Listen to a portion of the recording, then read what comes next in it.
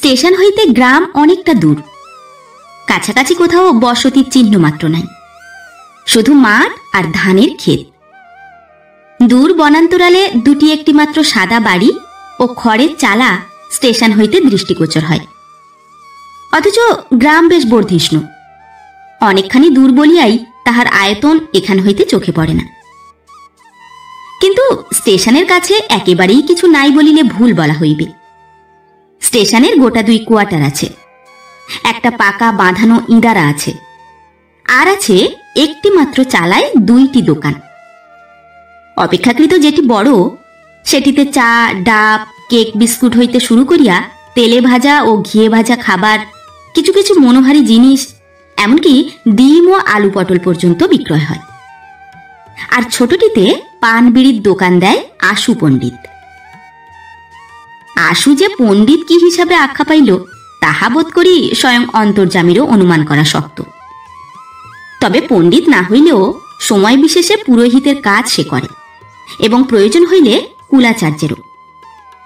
গ্রামে পুরোহিত বা কুলাচার্য আরও আছে, সুতরাং প্রায় নিরক্ষর আশুর পক্ষে শুধু ওই কাজের উপর নির্ভর করিয়া জীবিকা অর্জন সম্ভব নয়। সেই জন্যই বাধ্য হইয়া তাহাকে বিড়ির দোকান দিতে হইয়াছে। এই 3টি বৃত্তি জড়াইয়া কোনো মতে তাহার জীবন ধারণের খরচাটা ওঠে। তাই সেদিন 5টার ট্রেনের সময় শ্রীশ মুখুজ্জেকে স্টেশন হইতে বাহির হইয়া তাহারই দোকানের সামনে গতি মন্থর করিতে দেখিয়া আশু উল্লসিত হইয়া উঠিল। এক লাফ দিয়া দোকান হইতে নামিয়া ভাঙা টুলটা কোঁচার খুঁড় দিয়া ঝাড়িয়া দিয়া কহিল, বসুন বসুন বড়বাবু। শ্রীশবাবুর এক হাতে ছিল প্রকাণ্ড বাজারের পুঁটুলি, আর এক হাতে ছাতা, ইলিশ মাছ ও কিসের একটা ঠোঙা। সুতরাং তিনি বসিলেন, কহিলেন, আর বসবো না পণ্ডিত, তুমিই শোনো, আমার ছেলেটার কি করলে? আশু মুখ কাঁচুমাচু করিয়া কহিল, চেষ্টা তো করছি বাবু, ভালো মেয়ে যে পাই না, যা তা তো আর আপনাকে গছিয়ে দিতে পারি না। শ্রীশবাবু কহিলেন, না না, আমার সুন্দরের বাড়ি, পণ নষ্ট আমি করব না কিছুতেই, তাতে ছেলে চিরকাল আইবুড়ো থাকে তাও ভালো। শ্রীশবাবু চুপ করিলেন। আশু ঠিক কি বলা উচিত ভাবিয়া পাইল না, শুধু বোকার মতো হাসিতে হাসিতে কহিল, তাই তো তাই তো, আপনাদের কি যে সে বাড়ি? শ্রীশবাবু বলিলেন, শোনো, এখন যা বলতে এসেছি, জৌগ্রামে একটা নাকি সুন্দর মেয়ে আছে, আমাদের পাল্টি ঘর, শাণ্ডিল্য গোত্র, সব ঠিক ঠিক মিলে গেছে। সবাই বলছে মেয়ে সাক্ষাৎ পরী, একবার দেখে আসতে পারো? আমি তো আর বরের বাপ হয়ে যেচে যেতে পারি না, তুমি যেন এমনি গেছো মেয়ের খবর পেয়ে, হাতে অনেক ছেলে আছে তাই। তারপর কথায় কথায় আমাদের কথা তুলবে, তখন একদিন গিয়ে দেখে আসবো, বুঝলে না? তাতে মনে হবে যে তুমিই আমাকে জোর করে ডেকে নিয়ে গেছো। তারপর অর্থপূর্ণভাবে একটু হাসিয়া কহিলেন, ও পক্ষ থেকেও তাতে তোমার 2 পয়সা পাওনা হবে, বুঝলে না? আশু ভালো রকমই বুঝিল এবং আরো বিনীতভাবে হাসিয়া ঘাড় নাড়িল। শ্রীশবাবু কহিলেন, তাহলে তুমি কালই দুপুরের গাড়িতে চলে যাও, খবর নিয়ে এসো। গোপাল চক্রবর্তী মেয়ের বাপের নাম, কলকাতার বড় ডাকঘরে কাজ করে, বাড়ি খুঁজে নিতে কষ্ট হবে না। কাল ছুটি আছে, চক্রবর্তীকেও বাড়িতে পাবে বোধ হয়। আশু কহিল, যে আজ্ঞে, কালই যাব।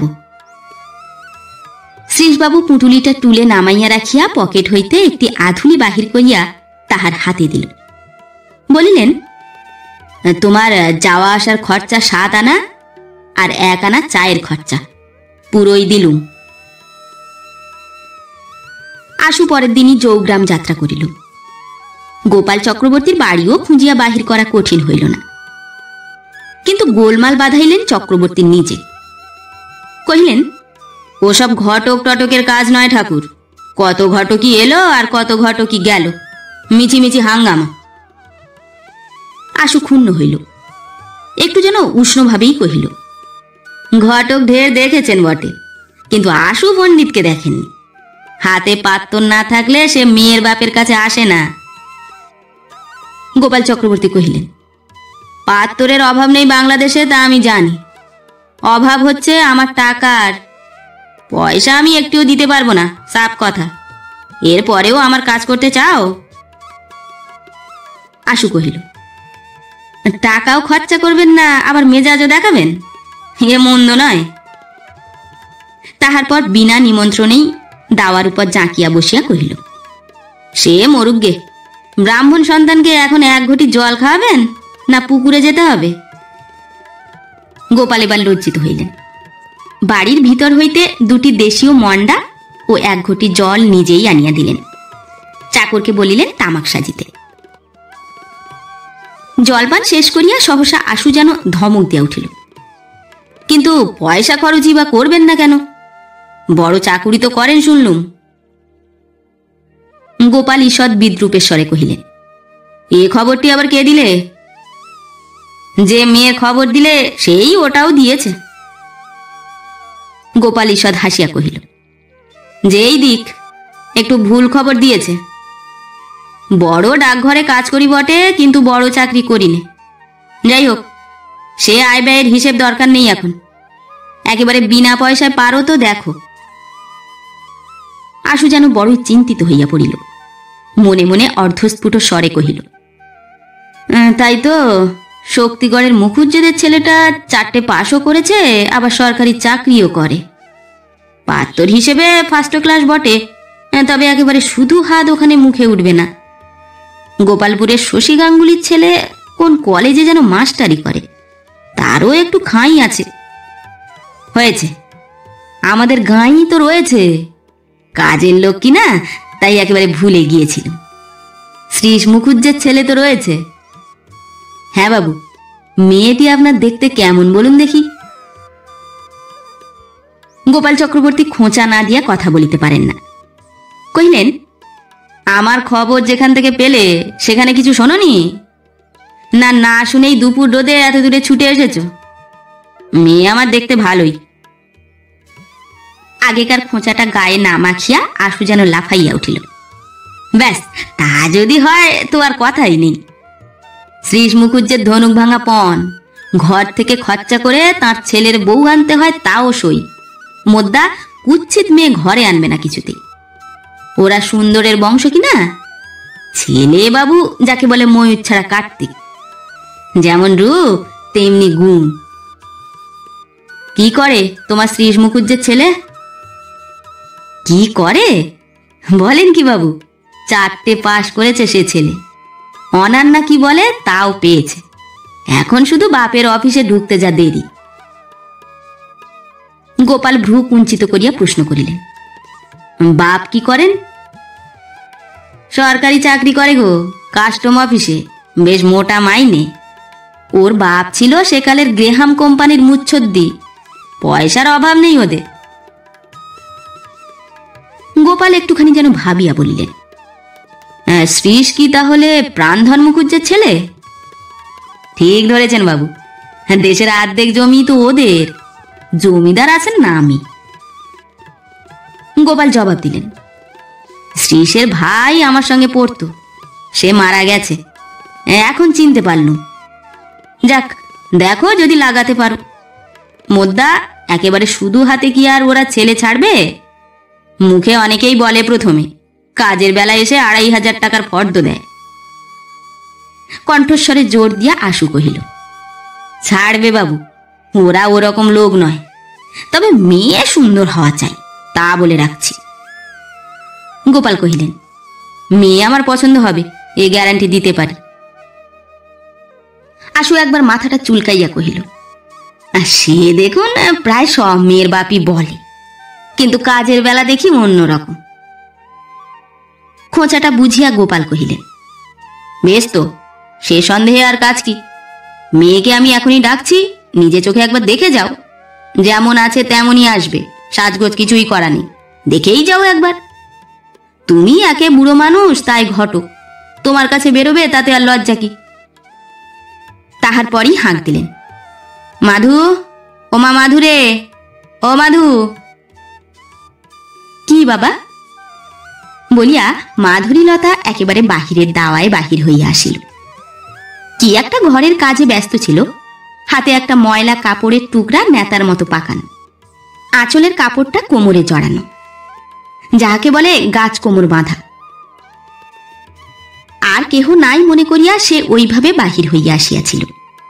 এখন বাবার সঙ্গে অপরিচিত লোককে দেখিয়া লজ্জিতভাবে তাড়াতাড়ি ন্যাকড়াটা ফেলিয়া দিয়া আঁচলের কাপড়টা লইয়া টানাটানি করিতে লাগিল। আশুর কিন্তু সেদিকে দৃষ্টি ছিল না।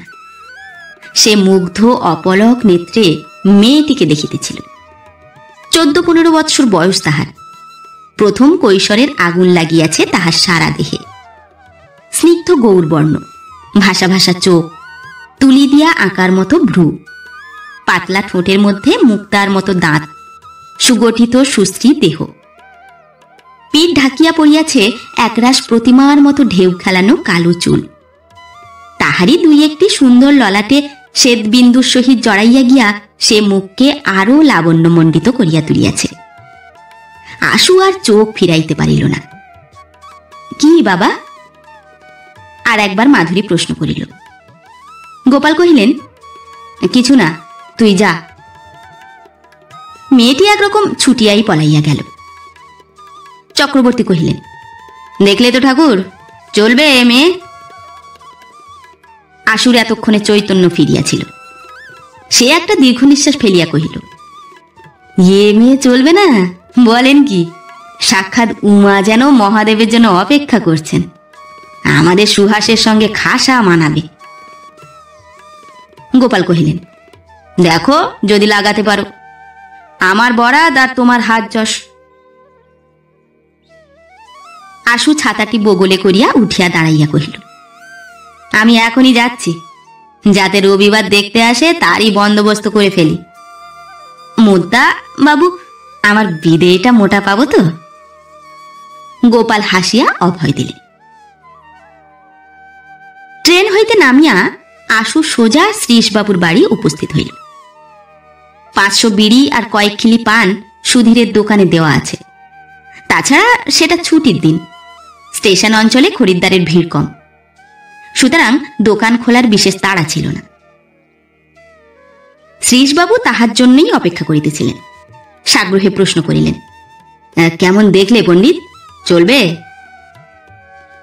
আশু বসিয়া পড়িয়া ছাতাটাতেই মুখটা মুছিয়া কহিল, এখন আমার বকশিসটার ব্যবস্থা করুন দেখি আগে, তারপর অন্য কথা। আমি কিন্তু 100 টাকার কম ছাড়ছি নে। শ্রীশের মুখ উজ্জ্বল হইয়া উঠিল। হাসিয়া কহিলেন, বকশিস তো আমারই পাওয়া দরকার হে, আমিই তো সন্ধান আনলুম। যাকে তার জন্য আটকাবে না। এখন মেয়ে কেমন দেখলে তাই বলো।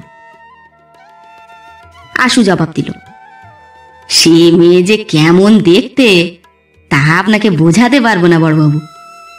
আমার তো মনে হলো সাক্ষাৎ দুগ্গ ঠাকুরন চালচিত্তির থেকে নেমে এলেন। ঠিক তেমনি রূপ, আমাদের সুহাসের সঙ্গে যা মানাবে, যেন হর পার্বতী মিলন। শ্রীশ তখনই উঠিয়া অন্তঃপুরে সংবাদটা দিয়া আসিলেন। পণ্ডিতের জন্য চা ও সন্দেশের ব্যবস্থাও হইল। তাহার পর ফিরিয়া আসিয়া কহিলেন, তারপর কথাবার্তা কিছু হলো নাকি? আশু সগর্বে কহিল, আগে হ্যাঁ, আশু পণ্ডিত যখন গেছে তখন পাকা ব্যবস্থা না করে কি আসে? রবিবার আপনারা দেখতে যাবেন বলে এসেছি। আপনাকে চেনে, আপনার ভাইয়ের সঙ্গে নাকি পড়েছিল। মুদ্দা 1 পয়সাও দেবে না বড়বাবু, সে কথা আগেই বলে দিয়েছে। 1 পয়সাও দেবে না? বলো কি? সে কথা বারবার বলে দিয়েছে। মানুষটাও মনে হলো এক রোখা গোছের। শ্রীশ একটু যেন চিন্তিত হইয়া কহিলেন, ছেলের বিয়ে সব খরচা ঘর থেকে করতে হবে, তাই তো। কিন্তু কিছুই কি আর দেবে না? নিজের মেয়ে, অন্তত গায়েও 2খানা 1খানা সাজিয়ে দেবে তো। যাকে মেয়ে যখন অত সুন্দরী বলছো। আশু জোর করিয়া কহিল, সে মেয়ে ঘর থেকে পয়সা খরচ করে আনবার মতোই বাবু, ও নিয়ে আর মন খারাপ করবেন না। আচ্ছা তাই হবে, রবিবারেই দেখতে যাব তাহলে। আশু সোজাসুজি দোকানে না গিয়া নিজের বাড়িতে আসিল আগে। সারা দুপুরটা রোদে রোদে ঘোরা হইয়াছে, একটুখানি বিশ্রাম প্রয়োজন। কিন্তু কিন্তু বাড়ির তালা খুলিয়া ভিতরে প্রবেশ করিতেই কেমন যেন মনটা বিষাক্ত হইয়া গেল। বাড়ি মানেই পৈতৃক ভিটাটা আছে এই পর্যন্ত, সারা উঠানটা জঙ্গলে ভরিয়া গিয়াছে, মধ্যে মধ্যে ইট পাতা আছে, তাই কোনো মতে ঘরে পৌঁছানো যায়। ঘরের অবস্থাও তথৈবচ, ধুলায় ও জঞ্জালে যেন এক হাঁটু।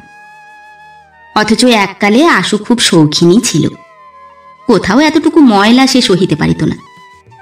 সংসার তাহার চিরকালই ছোট, মা, স্ত্রী আর একটি ছেলে, সুতরাং কাজ ছিল কম।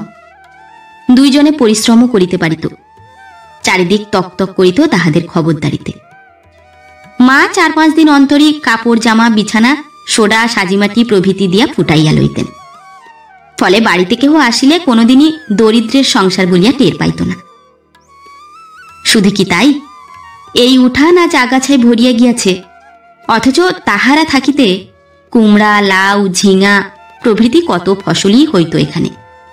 শাকসবজির জন্য কোনোদিনই হাটে বাজারে যাইতে হয় নাই, এমনকি বাহিরে কলা গাছ, পেঁপে গাছ প্রভৃতি হইতে কিছু কিছু আয়ও হইত। আর এখন বাহিরের জঙ্গলে বাঘ লুকাইয়া থাকাও বিচিত্র নয়। আশু ছাতাটা ঘরের এক কোণে রাখিয়া কোনো মতে চাদর জামা খুলিয়া বিছানায় শুইয়া পড়িল। বিছানা যেমন ময়লা তেমনি তাহাতে ছাড় পোকার উপদ্রব, তবু তাহার উপরেই শুইতে হয়।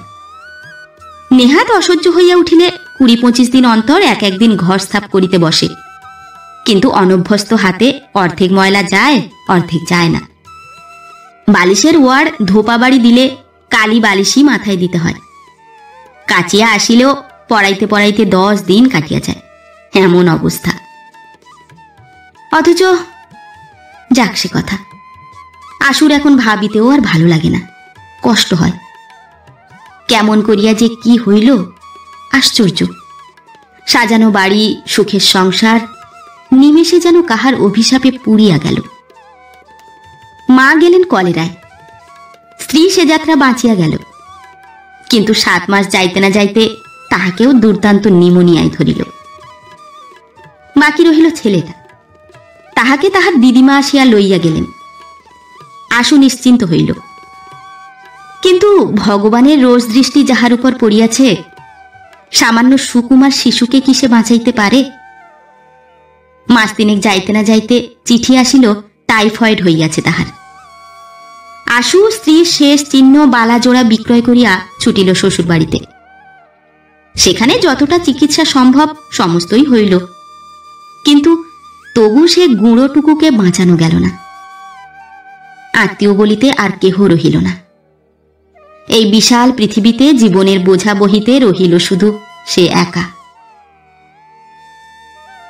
আশু আর কিছুতেই শুইয়া থাকিতে পারিল না, ছটফট করিয়া উঠিয়া পড়িল। ঘরের কোণে গিয়া তামাকের সরঞ্জাম বাহির করিয়া সাজিতে বসিল। বিড়ির দোকান আছে বটে তাহার, কিন্তু বিড়ি সে খাইতে পারে না। তামাক সাজিতে সাজিতে মনে পড়িল, এ কাজও যতদিন স্ত্রী ছিল তাহাকে করিতে হয় নাই। হাতে যত কাজই থাক না কেন, একটা হাঁক মারিলেই সে আসিয়া সাজিয়া দিয়া যাইত, কোনোদিন তাহার জন্য বিরক্ত হয় নাই।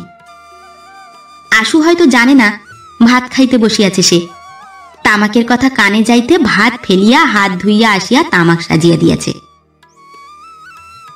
না, জীবন ধারণ তাহার পক্ষে বিড়ম্বনা। তবু তো আশু বাঁচিয়া আছে। খোকাটাও যখন মারা গেল, তখন সকলেই ভাবিয়াছিল যে আশু পাগল হইয়া যাইবে। অথচ সে শুধু যে বাঁচিয়া আছে তাই নয়, নিয়ম মতো সে দোকানও খুলিতেছে, ব্যবসাও করিতেছে। পূর্ব অভ্যাস মতো মনসা পূজা, লক্ষ্মী পূজা প্রভৃতিও ঠিক চলিতেছে। এমনকি ঘটকালি করিয়া অর্থোপার্জনের চেষ্টাও বাদ যাইতেছে না। কাহারও জন্য কাহারও আটকায় না, জীবনটা কিছু বিড়ম্বিত হয়, এই মাত্র। তামাকও আশুর ভালো লাগিল না। কয়েক টান দিয়াই হুঁকা রাখিয়া সে উঠিয়া পড়িল। ঘরে দরজায় তালা দিয়া অভ্যাস মতো দোকানের পথ ধরিল। সন্ধ্যার আর দেরি নাই, সুধীর একটু পরেই দোকান বন্ধ করিবে, তাহার নিকট হইতে পয়সা করি বুঝিয়া লওয়া প্রয়োজন। কিন্তু খানিকটা দূর গিয়াই শেঠেদের ঝিলের ধারে তাহার গতি মন্থর হইয়া আসিল। ভালো লাগিতেছে না, কিছুই ভালো লাগিতেছে না তাহার। আজ যেন অকস্মাৎ সমস্ত কিছুই বিস্বাদ হইয়া গিয়াছে। সেঠেদের ঝিলের বাঁধানো চত্বর তখন জনবিরল। বাগানে নিবিড় ছায়ার ফাঁক দিয়া মেঘমলিন জ্যোৎস্নার আভাস পাওয়া যাইতেছে। তাহারই আলোয় ঝিলের শান্ত কালো জল বড় সুন্দর দেখাইতেছে আজ। আশু ছাতা দিয়া চত্বরের একাংশ ঝাড়িয়া ইটের বেদিতে ঠেস দিয়া বসিল। এমন ভাবে আর কতদিন চলিবে তাহার এই ভবঘুরের মতো জীবনযাত্রা? সুধীরদের বাড়ি সে খায়, তাহার জন্য মাসে 5টি টাকা দিতে হয়। তাছাড়া চা জলখাবার প্রভৃতিতেও কম যায় না। অথচ এই অসুবিধা, রাস্তার ভিখারিরাও বোধহয় ইহার চেয়ে আরামে থাকে। আচ্ছা, যে কথাটা কয়দিন ধরিয়াই মনের অবচেতন গহ্বরে উঁকি মারিতেছিল, আজ তাহারই মূর্তি ধরিল। আর একবার সংসার পাতিলে কি হয়? বয়স গিয়াছে, কত আর বয়স তার? 44-এর তো বেশি নয়। এই বয়সে কি এমন বুড়া হইয়াছে সে যে আর সংসার পাতা চলে না? গোপাল চক্রবর্তীর যেন ভীমরতি ধরিয়াছে, তাই সে অনায়াসে আশুকে বুড়া বলিয়া দিল। কিন্তু আশু তো তাহার বয়স জানে। মাথার চুল তো কত লোকের অকালে পাকে। পয়সাও সে কম রোজগার করে না। 20-25, এমনকি কোনো কোনো মাসে 30 পর্যন্ত হয়। ইহাতে একটা ছোটখাটো সংসার চলে না? খুব চলে। সে কল্পনা নেত্রে তাহার নূতন সংসারের ছবি দেখিতে লাগিল। নূতন বধূ মাথায় ঘোমটা টানিয়া কাজকর্ম করিয়া বেড়াইতেছে, ফায় ফরমাস করিলে নতমুখে আদেশ পালন করিতেছে, আর রসিকতা করিলে মুখ টিপিয়া হাসিতেছে শুধু। আবার ঘরদ্বার হইয়া উঠিয়াছে শ্রীমণ্ডিত, উজ্জ্বল। বিছানা পরিষ্কার, বাগানে আগের মতোই ফুল ফল ফসলের বাহার। সময় মতো পান জল ঠিক আসিতেছে। পোড়ো বাড়ির কদর্যতার মধ্যে নিঃসঙ্গ জীবনযাত্রা সহসা আবার আনন্দমুখর হইয়া উঠিয়াছে তাহার। না, বিবাহ সে করিবেই আবার, কাহারও কোনো কথা শুনিবে না। আচ্ছা, নূতন বউ কেমন দেখিতে হইবে কে জানে? বয়স কমই হইবে, বেশি বয়সের মেয়েকে পোষ মানানো যায় না। আশু তাহার নূতন বধূকে যত রকম করিয়াই কল্পনা করে, কোথা দিয়া কি করিয়া যেন মাধুরীলতার ছবিটাই চোখের সামনে আসিয়া পড়ে। অমন মেয়ে পাইবার কোনো সম্ভাবনাই নেই তাহার, এ সত্য কথা। আশুর চেয়ে সে কথা বেশি করিয়া আর কেহ জানে না। তবু সেই লজ্জা বনতমুখী কিশোরীর ছবিটাই কল্পনার সহিত বারবার মিশিয়া যায়। আশু নিজেকে মনে মনে ধমক দিয়া উঠিল। স্পর্ধা তো খুব দেখি। যে মেয়ে রাজার মুকুটে মানায়, তাহাকে তুমি লাভ করো? তা নয়, তবে অল্প বয়সী মেয়েই সে আনিবে। দক্ষিণ পাড়ার কেনারাম ভট্টাচার্যের মেয়েটি বিবাহের উপযুক্ত হইয়া উঠিয়াছে নাকি। দেখিতে তত ভালো নয়, রঙও কালো, তবু অল্প বয়স তাহার, আর বেশ কাজকর্মের। কেনারামের যা অবস্থা, আশু বলিলে হাতে স্বর্গ পাইবে সে। এখন তো মেয়েটা 2 বেলা ভাতই পায় না। আশুর ঘরে সে হইবে একা গৃহিণী। কেনারামের পক্ষে এমন পাত্র পাওয়া ভাগ্যের কথা। উত্তেজনায় আশু উঠিয়া দাঁড়াইল। আজই সুধীরের কাছে কথাটা পাড়া যাক। কেনারাম নাকি সুধীরের কিরকম জ্ঞাতি হয়। 10 মিনিটের পথ 5 মিনিটে অতিক্রম করিয়া সে সুধীরের দোকানে যখন আসিয়া পৌঁছিল, তখন দোকানে কেহ নাই।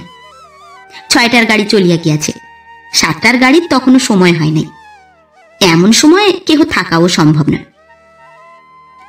সুধীর আশ্চর্য হইয়া কহিল, ব্যাপার কি আশুদা, তুমি যে দিন কাবার করে এলে? আশু ক্লান্তভাবে তাহার বেঞ্চিটায় বসিয়া পড়িয়া কহিল, এসেছি অনেকক্ষণ। শরীরটা ভালো লাগছিল না বলে বাড়িতে গিয়ে শুয়ে পড়েছিল। আর পারি না ভাই সুধীর। সুধীর উদ্বিগ্ন কণ্ঠে কহিল, অসুখ বিসুখ কিছু? না না, অসুখ নয়, এমনি। একা একা এইভাবে দিন কাটানো কি আর চলে? এখন বয়স হচ্ছে, একটু যত্ন আত্মি দরকার তো। এখন কোথায় 5 জনের সেবা নেব, না এখনই পড়লুম একা। কথার স্রোতটা কোন দিকে যাইতেছে বুঝিতে না পারিয়া সুধীর চুপ করিয়া রহিল। আশুও ভাবিয়াছিল সুধীরই এইবার কথাটা পারিবে। সে কিছুক্ষণ চুপ করিয়া থাকিয়া যেন ঈষৎ উত্তপ্ত কণ্ঠেই কহিল, না সুধীর, আমি ভেবে দেখলুম, যে যাই বলুক আমি আবার সংসার করব। সুধীর অবাক হইয়া তাহার দিকে কিছুক্ষণ চাহিয়া থাকিয়া কহিল, হঠাৎ যে এ মতি হল?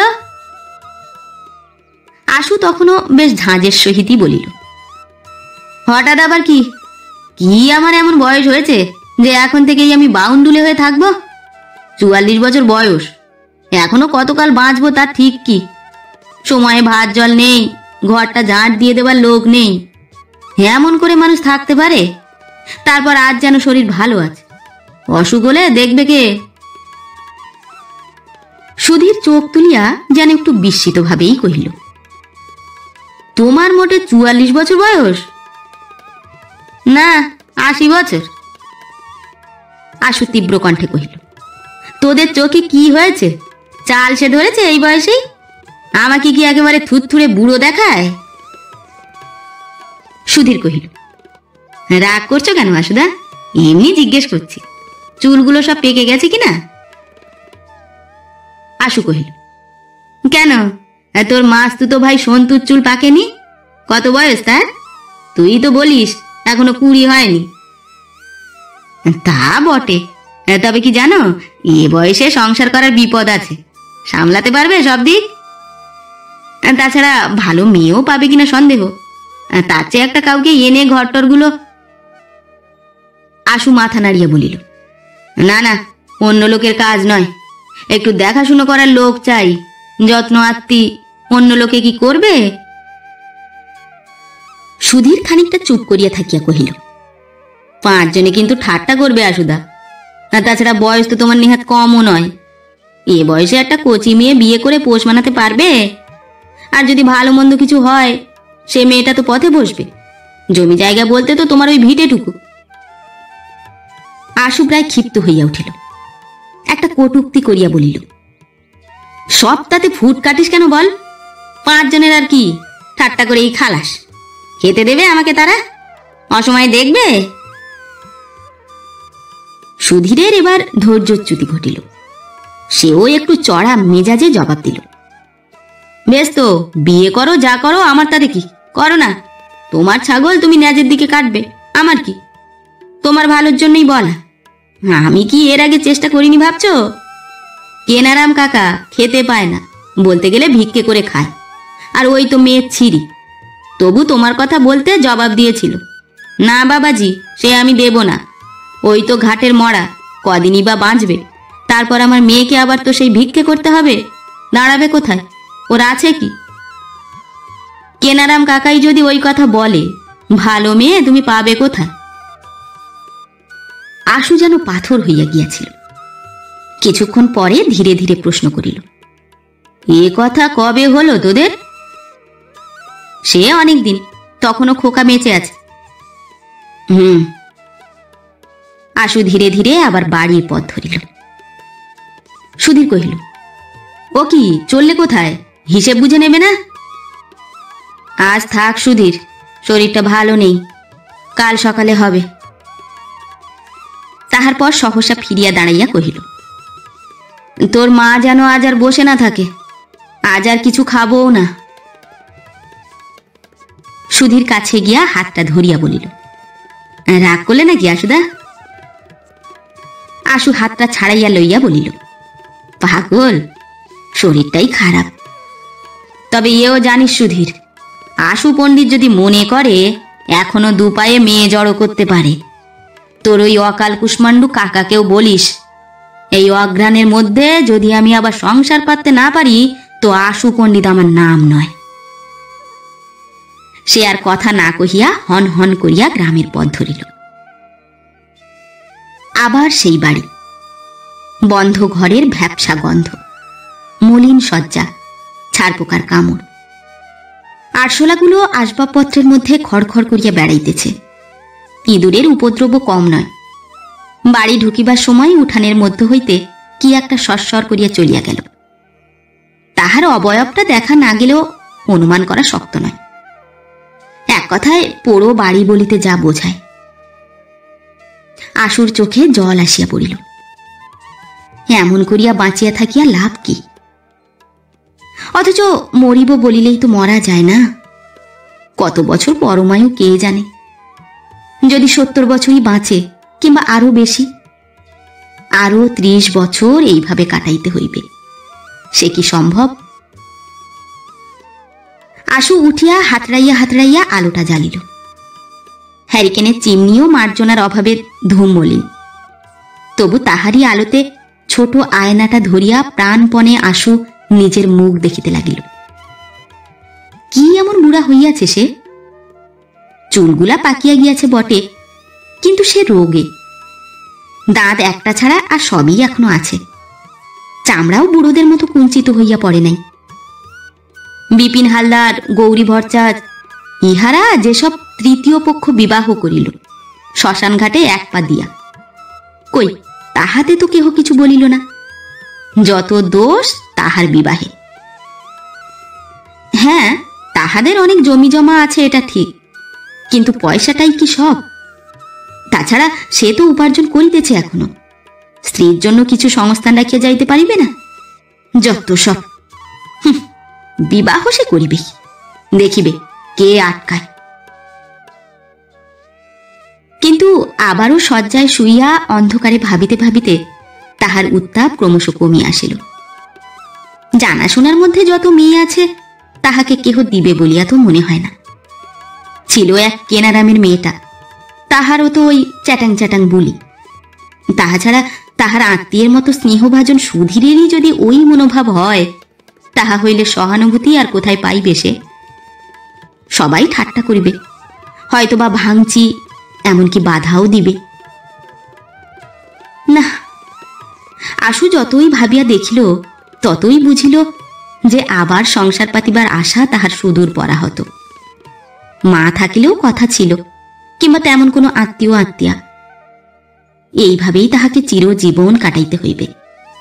আর কোনো উপায় কোথাও খোলা নাই। অবশ্য এভাবেও থাকা চলিবে না। সে এ ভিটা বেচিয়া দিবে, বরং সেই টাকাটা সুধীরকে দিয়া সুধীরেরই বাহিরের ঘরটায় বাসা বাঁধিবে, কিংবা ওই টাকাটা সম্বল করিয়া কোনো তীর্থস্থানে পাড়ি দিবে। হোটেল তো কেহ গুচায় নাই, বিড়ির ব্যবসাও সর্বত্র চলে। যাহার ঘর নাই, সংসার নাই, দেশ ভুঁইয়ে তাহার কিসের টান? এ কথা সে কথা ভাবিতে ভাবিতে ক্রমশ ভোর হইয়া আসিল। মনে পড়িল মাধুরীর কথা। সুহাস আর মাধুরী। সুহাসের অল্প বয়স, মাধুরীরও তাই। দুজনের চমৎকার মিল হইবে। দুজনেরই রূপের সীমা নাই, অবস্থাও ভালো। ভাবনা, চিন্তা, দুঃখ কিছুই নাই। শুধু দিনরাত দুটিতে প্রণয় লীলাস্রোতে ভাসিয়া চলিবে। সে কল্পনা নেত্রে মাধুরীদের সংসার যাত্রা দেখিতে লাগিল। সকাল হইতে রাত্রি পর্যন্ত কখনো গোপনে, কখনো প্রকাশ্যে ফষ্টি নষ্টি চলে দুজনের। আর তাহারই ফাঁকে ফাঁকে মাধুরীর ছোটখাটো সেবা সুহাসের জীবনকে সার্থক করিয়া তোলে। আহা, এ মেয়ের হাতে সেবা যে পাইল, তাহার আর ইহজীবনে কি কাম্য থাকিতে পারে? বাড়িতে দাসদাসী থাকা সত্ত্বেও সুহাসের নিজস্ব কাজগুলি মাধুরী নিশ্চয়ই নিজের হাতে করিবে। তাহার জন্য সুহাস অনুযোগ করিলেও শুনিবে না। ভাবিতে ভাবিতে সে বহু দূর চলিয়া গেল। প্রণয় নাট্যের সম্ভব অসম্ভব অনেক দৃশ্যই সে দেখিতে লাগিল মনে মনে। একদিন সুহাসের কলিকাতা হইতে কি কারণে ফিরিতে দেরি হইয়াছে। বাড়ির লোকে তত ভাবিতেছে না, কিন্তু মাধবী লতার মতোই পুষ্পিতা সঞ্চারিণী সেই সুন্দরী মেয়েটি নিজের ঘরের জানালায় বাহিরের অন্ধকারের দিকে চোখ মেলিয়া দাঁড়াইয়া আছে ঘণ্টার পর ঘণ্টা। তারপর রাত্রে ফিরিয়া সুহাস যখন তাহার উদ্বেগ দেখিয়া পরিহাস করিবে, তখন অভিমানে আসিবে তাহার চোখে জল। সুহাস আবার কত আদর করিয়া সেই মুখেই সুখের হাসি ফুটাইয়া তুলিবে। আবার চলিবে সারা রাত ধরিয়া তাহাদের গল্প, প্রণয় গুঞ্জন। কিসের একটা অব্যক্ত বেদনায় আশু যেন অস্থির হইয়া উঠিল। বিছানায় উঠিয়া বসিয়া জানালাটা ভালো করিয়া খুলিয়া দিতেই দেখিল যে পূর্বাকাশে রক্তিমাভা দেখা দিয়াছে। ভোরের আর বেশি দেরি নাই। ভাবিতে ভাবিতে সারা রাতই কখন কাটিয়া গিয়াছে জানিতে পারে নাই। আর ঘুমাইবার বৃথা চেষ্টা না করিয়া সে উঠিয়া পড়িল। ভালো করিয়া সকাল হইবার আগেই সে শ্রীশবাবুর বাড়িতে উপস্থিত হইল। তখনও আর কেহ ওঠে নাই। শ্রীশবাবু একা বাহিরের ঘরে বসিয়া গতদিনের কাগজখানায় চোখ বুলাইতেছিলেন। আশুকে দেখিয়া বিস্মিত কণ্ঠে প্রশ্ন করিলেন, পণ্ডিত যে এত সকালে, কি মনে করে? আশু কাছে বসিয়া একেবারে হাত দুইটি জোর করিয়া কহিল, বাবু, কাল লোভে পড়ে বড্ড একটা অপরাধ করে ফেলেছি, এবারের মতো মাফ করতে হবে। আরো বিস্মিত হইয়া শ্রীশ কহিলেন, ব্যাপার কি হে, খুলে বলো তবে তো বুঝি। আগে ওই গোপাল চক্রবর্তীর মেয়ে। শ্রীশ কহিলেন, হ্যাঁ, গোপাল চক্রবর্তীর মেয়ে কি দেখতে ভালো নয়? জিভ কাটিয়া আশু কহিল, আগে না, দেখতে খুবই ভালো। তবে? আশু ঘাড় হেট করিয়া বলিল, ওদের সব খবরই নিয়েছিলুম কাল। মেয়ের মাতামহরা পাগলের বংশ। ওর দিদিমা ছিলেন পাগল, এক মামাও পাগল, সে এখনো বেঁচে আছে। শিহরিয়া উঠিয়া শ্রীশবাবু কহিলেন, ওরে বাপরে, পাগলের বংশ থেকে মেয়ে আমি কিছুতেই নেব না, সাক্ষাৎ অপসরী হলেও না। আমার জ্যাঠাইমাকে পাগলের বাড়ি থেকে আনা হয়েছিল, তার জন্যে সেই ঠাকুরদা থেকে শুরু করে আমরা পর্যন্ত কি জ্বালাই জ্বলেছি।